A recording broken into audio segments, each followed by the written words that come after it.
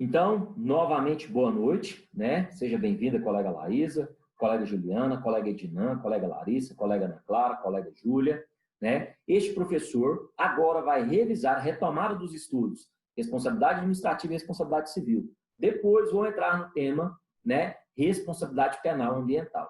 Então, turma, até agora nós comentamos, né? Como eu disse, né, no início, as responsabilidades administrativa e civil. Doutores e doutoras, falamos, né, do poder de polícia, né, poder de polícia ambiental. Comentamos aí, doutores e doutoras, o dever do poder público de fiscalizar, lembrando, né, que o poder de polícia, ele está pautado, né, no artigo 78 do Código Tributário Nacional, no nosso caso, poder de polícia ambiental. Comentamos os conceitos de infração administrativa ambiental, que é toda aquela ação ou omissão, né, doutores, que vai violar as regras de uso, gozo, promoção, proteção e recuperação do meio ambiente. Falamos aí na parte da lei que trata da responsabilidade administrativa, que vai do artigo 70 até o artigo 76. Comentamos ainda, doutores, antes de passarmos para o artigo 71, comentamos que nos moldes do artigo 70, parágrafo 4º, eu preciso observar o contraditório e ampla defesa. Quem são as autoridades que podem atribuir a responsabilidade administrativa? Turma, muita atenção, olha só, principalmente para quem vai prestar concurso e exercer advocacia. Quem pode multar e quem pode apurar esses autos de infração por meio de processo administrativo próprio? Os funcionários, atenção, doutoras, artigo 70, parágrafo 1º da Lei dos Crimes Ambientais. Os funcionários dos órgãos que compõem o SISNAMA, que é o Sistema Nacional do Meio Ambiente, Política Nacional do Meio Ambiente, que é a Lei 69.3881, no seu artigo 6º. Dá exemplo, professor. Secretaria Municipal do Meio Ambiente, Secretaria Estadual do Meio Ambiente, ICMBio e IBAMA, que são órgãos de execução, né? Os fiscais da Secretaria Municipal, Estadual, do IBAMA, do ICMBio, podem sim multar e esses órgãos têm o poder de apurar essas infrações, tá bom? Então, são os órgãos que integram o SISNAMA. O Ministério do Meio Ambiente integra o SISNAMA? Obviamente que sim, né, doutores e doutoras? Então, vamos lá, continuando. Lembrando que o contraditório e ampla defesa também é necessário. Lembrando ainda que estou fazendo uma revisão dos estudos, tá, doutores? Então, olha só. Turma, o artigo 71 trata do processo administrativo para apuração da infração ambiental. E lá no artigo 71, caput, a lei diz que faz-se necessário observar os seguintes prazos máximos. Olha só, doutores e doutoras, prazos máximos.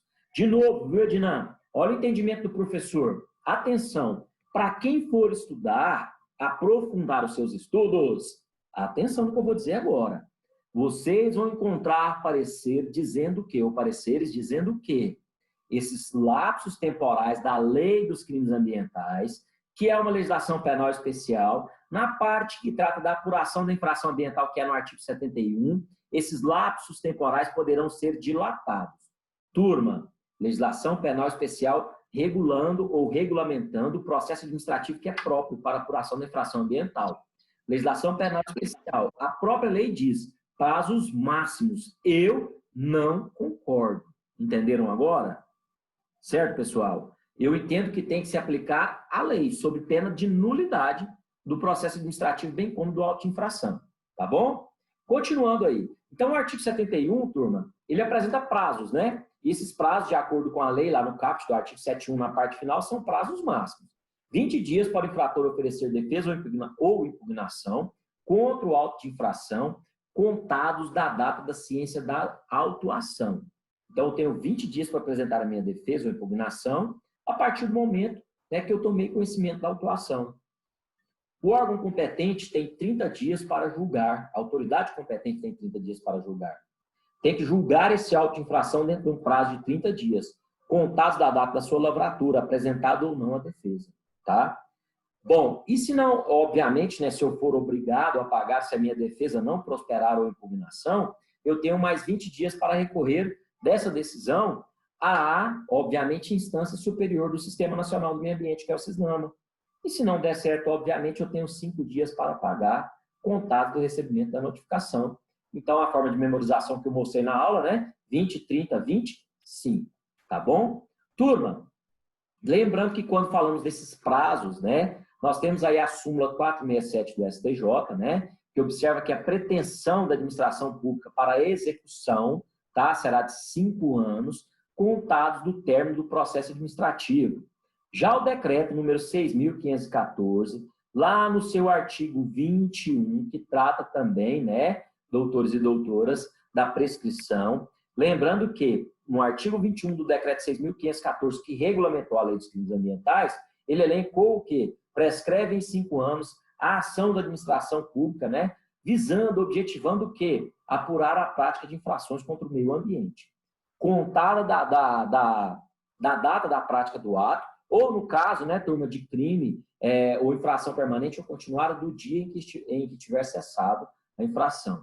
E lembrando, muito importante essa observação, que a prescrição da pretensão punitiva da administração, ela não vai, atenção, afetar a obrigação de reparar o dano.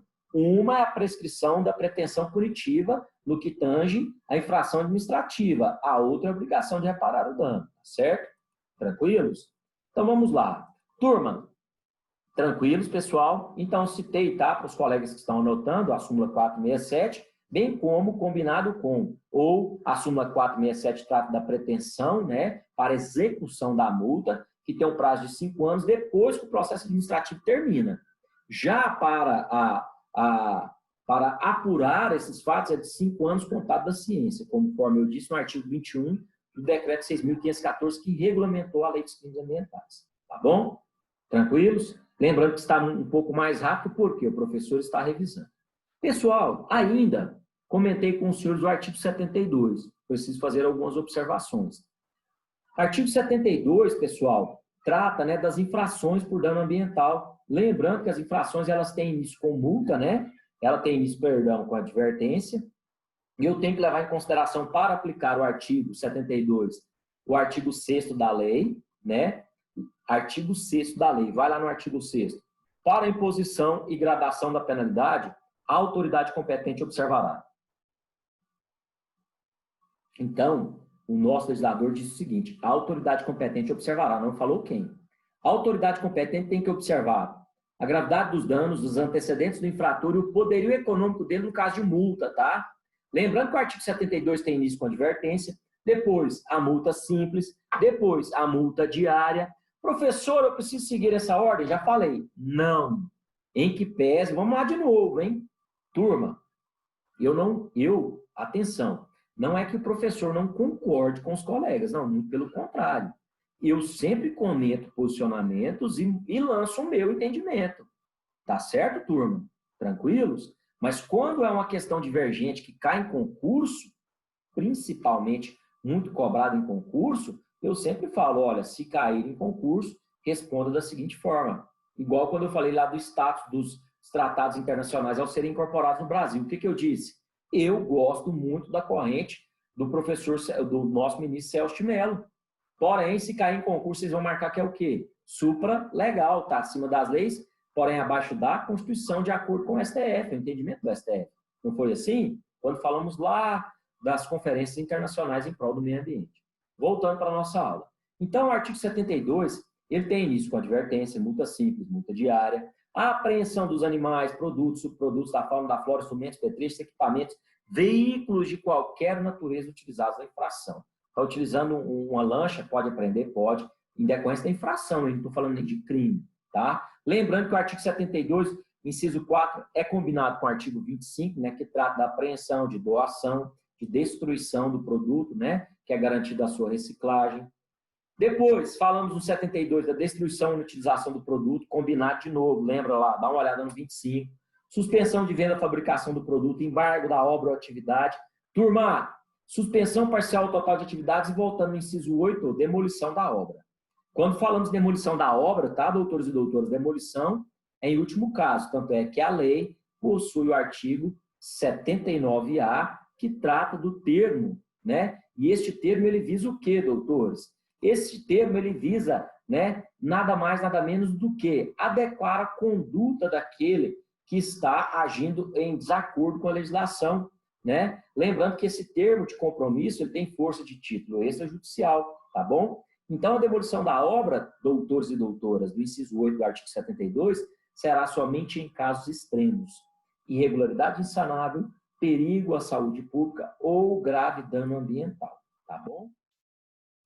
Turma, ainda no artigo 72 tem um parágrafo 8º que trata das medidas, das sanções, perdão, restritivas de direitos, que são suspensão, cancelamento de registro ou licença, que é severa, perda ou restrição de incentivos e benefícios fiscais, perda ou suspensão de participação em linhas de financiamento de estabelecimentos oficiais de crédito, proibição de contratar com o poder público por um período de até 3 anos. Agora eu toco nesse assunto de novo, hein?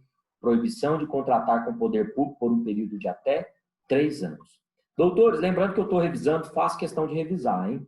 Olha só, ainda no artigo 73, pessoal, o artigo 73, turma, diz que os valores, né, arrecadados serão revertidos para onde? Fundo Nacional do Meio Ambiente, Fundo Estadual do Meio Ambiente ou Fundo Municipal do Meio Ambiente, ou aquele fundo, né, que for destinado por meio do órgão arrecadador.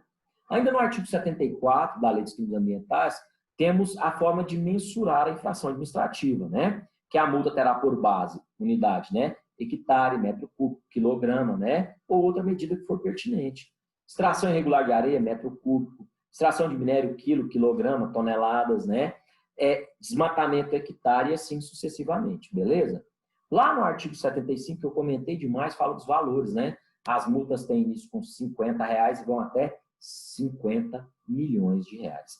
E, turma, quando falamos de infração administrativa, não nos esqueçamos, vai a dica, principalmente para os advogados de plantão. Quando falamos de infração administrativa, vai a dica, principalmente para aqueles que vão exercer advocacia. Escutem, turma, as multas e demais penalidades serão aplicadas sempre após laudo técnico elaborado pelo órgão ambiental competente, que é um problema para o poder público para apurar essas infrações, tá? É um problema para o delegado, é um problema para o Ministério Público, é um problema técnico. Então, olha só, identificando a dimensão do dano decorrente da infração, esse laudo tem que identificar a dimensão do dano, em conformidade com a gradação do impacto ambiental. Então, o laudo técnico, turma, principalmente para quem vai advogar, hein? Se liguem no laudo técnico. Não adianta uma multa de 10 milhões de reais sem um devido laudo técnico para dar o seu respaldo. Acompanharam? Outra questão, por fim, aí falando da responsabilidade administrativa, o artigo 76, né, turma? Ele diz que é importante nós lembrarmos que o pagamento da multa que foi imposta pelo Estado, pelo município, pelo Distrito Federal ou territórios, vai substituir a multa federal na mesma hipótese de incidência. Lembrando que somente na mesma hipótese de incidência. Então, pessoal, revisamos responsabilidade administrativa. Turma, Laísa, antes de iniciarmos a gravação, eu lancei vários comentários, coloquei uns julgados aqui do STJ. Lembrando que, regra geral, a responsabilidade administrativa por dano ambiental, no meu ponto de vista, e acompanhando vários julgados do STJ, ela é objetiva. Porém, nós defendemos, entendemos que as excludentes de responsabilidade podem ser aplicadas. Quais sejam? Caso fortuito, força maior, fato de terceiro, cláusula de não indenizar. Acompanharam? Porém, quando se tratar, olha o caso prático, hein? Quando se tratar de uma relação contratual, eu contratei o Edinam para transportar. O Edinam foi o causador do dano ambiental. A minha responsabilidade, ela é solidária. No entanto, a responsabilidade administrativa com relação a ser multado, ela tem que ser subjetiva. Tá bom, turma? Falei semana passada, falei por meio do grupo, mandei os entendimentos e os julgados do STJ, estou falando de novo. Tá bom? Tá certo, pessoal? Tranquilos? Com todo respeito aos colegas, né, que estão aí lidando com direito ambiental.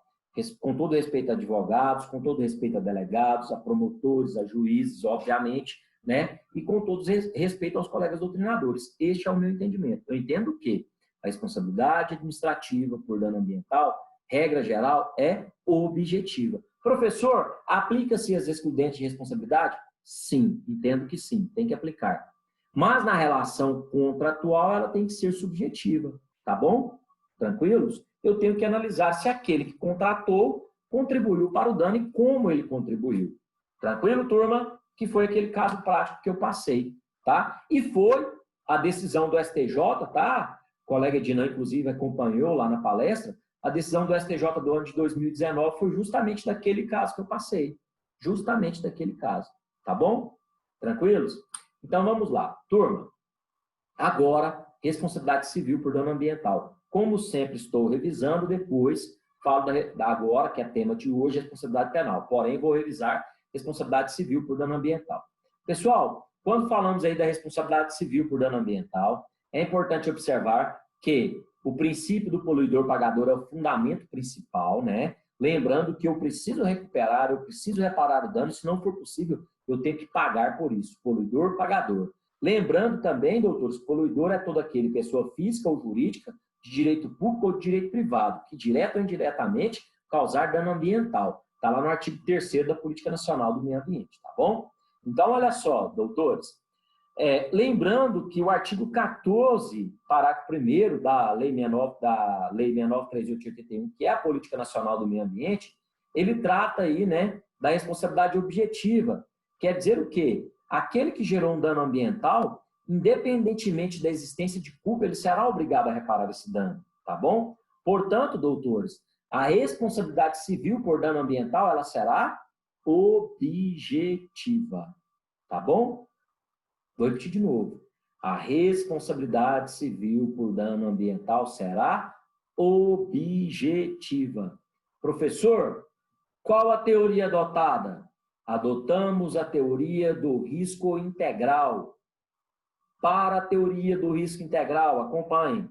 Não interessa se a atividade é lícita ou ilícita. Estou citando agora, acompanhando o magnífico doutrinador, professor Edis Milaré, que é, sem sombra de dúvidas, né, no meu ponto de vista, um dos maiores doutrinadores do direito ambiental brasileiro. Turma, para a teoria do risco integral, pouco importa se a atividade é lícita ou ilícita. Eu não vou aplicar as excludentes de responsabilidade, quais sejam: caso fortuito, força maior, fato de terceiro, cláusula de não indenizar. Olha o exemplo, viu, que eu citei ainda há pouco: o Edinã comprou a minha propriedade ou eu comprei a fazenda do Edinã, né? Só que o Edinã degradou completamente essa propriedade. O que que acontece, turma? Atenção, o poder público se depara com o professor, né, legítimo e atual proprietário. E o que que o poder público faz normalmente, os órgãos de execução? Leia-se, o fiscal do IBAMA, normalmente ele me multa. Mas espera, Juliana, não fui eu que degradei a propriedade. No que tange a responsabilidade civil por dano ambiental, tudo bem, ela é objetiva e adotamos a teoria do risco integral. Para a teoria do risco integral, pouco importa se for caso fortuito, força maior, fato de terceiro, ou se existe cláusula de não indenizar, porque nós lançamos no contrato uma cláusula de não indenizar. Atenção, para a teoria do risco integral, né, doutores? Não importa se a minha atividade é lícita ou ilícita, pouco importa se existe ou não licença ambiental, se é crime ou não, se houve o dano. Se existe um nexo causal, eu sou obrigado a reparar o dano. Estão acompanhando, doutores? Então, se eu comprei a propriedade, a responsabilidade é propter rem, eu sou obrigado a reparar. Tá, doutores? Porém, pessoal, no que tange a multa, aí nós vamos aplicar o princípio da intranscendência das penas. Eu não posso ser multado por um dano que o Edinã cometeu. Eu não posso responder por um crime ambiental que foi o Edinã que cometeu. Entenderam? Agora eu posso sim ser obrigado a reparar o dano. Tá, doutores? Tranquilos? Aí, neste ponto, sim, o STJ é passivo. Neste ponto, essa responsabilidade ela será administrativa, tá? Ela será subjetiva. Mas o STJ também tem entendimento pacífico nesse ponto, que a responsabilidade civil será objetiva. Todo mundo acompanhou bem, pessoal? Sim ou não? Faz um joinha, um ok se acompanharam bem. Beleza. Então, olha só. E a responsabilidade do Estado? Eu nunca me esqueço, né? Um aluno um dia falou, o professor, ele é doutrinador, é pós-doutor e ele não aceita opiniões. Não é isso, pessoal. Eu sempre lanço, né? E lanço o meu posicionamento. Claro que eu aceito opiniões, obviamente, né? Agora, eu não posso deixar de explanar a nossa forma de pensar, bem como de escrever, obviamente. Turma, responsabilidade do poder público. Também há divergência aí atualmente, hein? Olha o caso prático lá de novo. Responsabilidade do Estado no caso de omissão. E como que fica a responsabilidade do Estado no caso de omissão, hein, doutores e doutoras? Falei e vou falar de novo. O Estado, a responsabilidade do Estado no caso de omissão. Atenção, turma. Quando falamos aí, inclusive, o nosso tempo está quase acabando, mas eu vou conseguir terminar de revisar. Quando falamos de responsabilidade do Estado no caso de omissão. Pessoal, o Estado tem responsabilidade por dano ambiental? Claro. quando ele é omisso? Sim. Por quê? Porque o poder público tem o dever de fiscalizar. O Estado tem o poder e dever de fiscalizar o cumprimento das normas ambientais. Então, no caso de omissão, o poder público deverá ser responsabilizado. Porém, no meu entendimento, essa responsabilidade será subjetiva. Acompanhem comigo, doutores. Depois dos casos da tragédia, do caso Samarco e do caso Brumadinho, nós percebemos aí uma mudança de posicionamento de alguns doutrinadores e entendimentos, inclusive do próprio STJ, de julgados, né, com relação à responsabilidade civil do Estado por omissão. Pessoal, ela não pode ser objetiva, e eu vou mostrar por quê. Porque se eu aplicar a responsabilidade civil do Estado por omissão de forma objetiva e adotar, por exemplo, a teoria do risco integral, eu tiro a responsabilidade, atenção, turma, eu tiro a responsabilidade particular e coloco no ombro do Estado. Automaticamente eu estou colocando a responsabilidade nas costas da sociedade. Eu não posso fazer isso. Primeiro o particular, depois o poder público. Acompanharam? Então, a responsabilidade do Estado, no caso de omissão, doutores e doutoras, eu não posso deixar de comentar, claro, né? Ela será subjetiva, em que pese vocês encontrarem decisões contrárias. Então, a responsabilidade do Estado por omissão, ela é subjetiva. Mesmo se tratando de responsabilidade por dano ao meio ambiente, uma vez que a ilicitude no comportamento omissivo, ela será aferida, doutores, sob a perspectiva de que deveria o Estado ter agido conforme estabelece a lei. Então, olha só, doutores, sendo assim, nós entendemos que o Estado ele tem que ser responsabilizado, claro, obviamente, mas eu entendo que não de forma objetiva, porque automaticamente a sociedade poderia responder. Então, o que acontece, doutores? Ao ocorrer a omissão, pessoal, nesse exercício do dever de responsabilidade de fiscalizar, a responsabilidade do Estado, no caso de omissão, ela será solidária, não há dúvida, todos têm o dever de proteger o meio ambiente. Contudo, turma, a execução, ela é subsidiária. Quer dizer o quê? Primeiro, eu obrigo o particular a reparar o dano.